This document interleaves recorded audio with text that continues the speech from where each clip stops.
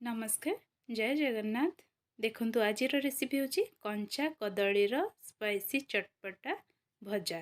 देखंतु शीतुआ पाग को एमती थरे पूरा चटपटा कदली भजा करंतु। पखाल भात संगरे हो कि गरम भात संगरे हो केते बेले भात सरी जीवो ता जानि भी पारिबेनी। थरे बनेला माने बारंबार बनेबे एई प्रोसेस रे। ताले रेसिपीटी जानि नबा। जदि रेसिपी पसंद आसीबो वीडियो को गोटे लाइक करेंगे। चैनल जो मैंने नुआ अच्छा चैनल को सब्सक्राइब करने जमारू भूलें। देखो ये कदली को मुझे चोपा छड़े एमती पतला पतला काटी नहीं। बेसी मोटा रखिबेनी कि बेसी भी पतला नहीं मीडियम ये काटे।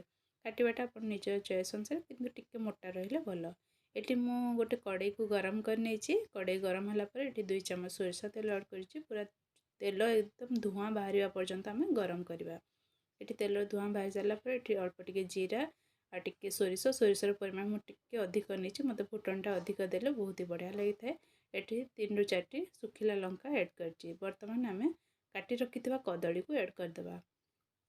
कदली को ऐड करके आम एपट सेपट करके लुण नदेकी एमती पूरा लाल होगा पर्यंत भाजवा।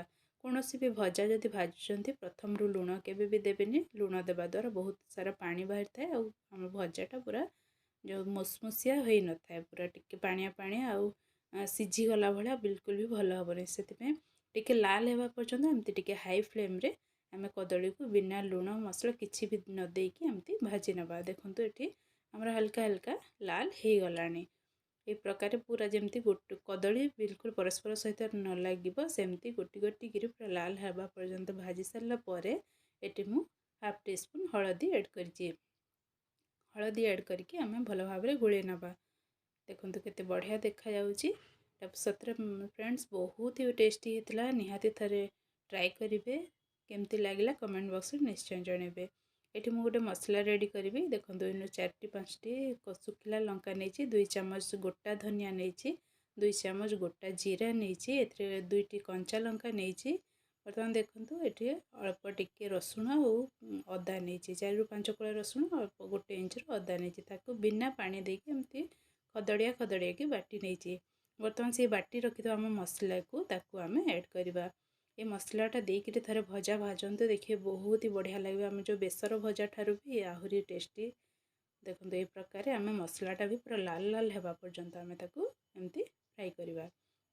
मन देखो ये आम लुण देना एपर्यंत आपर्यंत मसला भी पूरा लाल की भाजी न हो जाऊँगी से पर्यंत आम लुण देवा नहीं। ये देखो लास्ट मुझे ऐड कर अल्प टिके धनिया पत्र देवा द्वारा तार फ्लेवरटा बहुत इनहेंस होता है और बहुत ही टेस्टी लगी था। देखो ये प्रकार आम भाजी नेले। ये आम बिल्कुल माने ये करवानी पूरा लाल लाल देखो एमती लाल लाल होगा पर्यंत आम भाजी गले। लास्ट आम ऐड करवा लुणटा को कहीं आम लुण जब प्रथम रू देदेबा ताहले कदलीटा पूरा सीझिकी कहीं कदली आम पूरा पतला पतला काटी ना से सीझिकी पूरा बिल्कुल भी माने ये हेनी मुसमुसिया हेनी। से मुझे लास्ट एमती लुण को ऐड कर स्वाद अनुसार तापर एमती भल भाव आम गोले नवा। प्रथम धनिया पत्र देकी बोला लास्ट एंड रे आम लुण देकी 2 ରୁ 3 मिनिट एमती गोलेकी भाजी नवा। ये देखो रेडी होमर चटपटा कदली भजा। रेसिपी पसंद आसिले वीडियो को गोटे लाइक करूँ। रोचे नमस्कार जय जगन्नाथ।